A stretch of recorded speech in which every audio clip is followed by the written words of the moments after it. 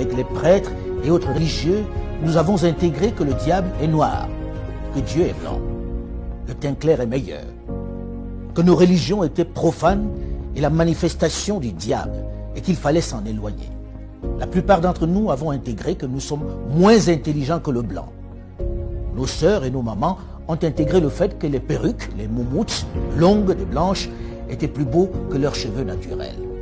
Il est venu le moment de sortir de cet obscurantisme. Il est venu le moment pour une jeunesse désormais bien formée et ouverte sur le monde, d'élaborer le narratif des Africains, de raconter notre histoire, de magnifier nos valeurs, de vulgariser notre savoir, notre conception de la vie. Bref, de récupérer la parole qui nous a été arrachée et de parler de nous, sans complexe, avec fierté.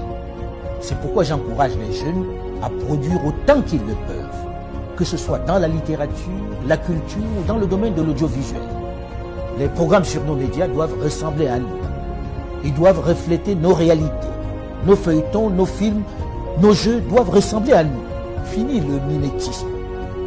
Dans le même temps, mon travail à l'international m'a permis au fil de toutes ces années de me rendre à l'évidence à quel point notre continent, pourtant si riche en ressources humaines et minières, souffre d'un mal chronique, l'absence de leadership de qualité qui puisse impulser le développement. Pendant longtemps, les diplômés, les cadres se sont trop contentés de gagner leur vie dans de grosses structures, abandonnant trop souvent à des aventuriers, des voyous de tout poil la gestion de notre bien commun.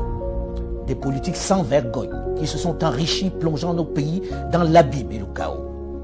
Il devient urgent pour cette jeunesse bien formée, avec de vrais rêves et de réels potentiels, de s'engager en politique pour donner un cap à nos territoires.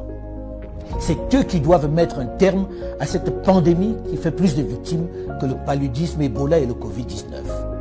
Il faut s'engager en masse en politique et travailler à changer les paradigmes. Il faut arrêter de laisser cette activité à des vieux essentiellement mus par la volonté de se maintenir aux affaires alors qu'ils n'ont aucun projet pour leur pays, alors que leur avenir est derrière eux. Une chose est certaine, et c'est triste de le dire, ma génération et celle de mes aînés ont échoué à développer l'Afrique.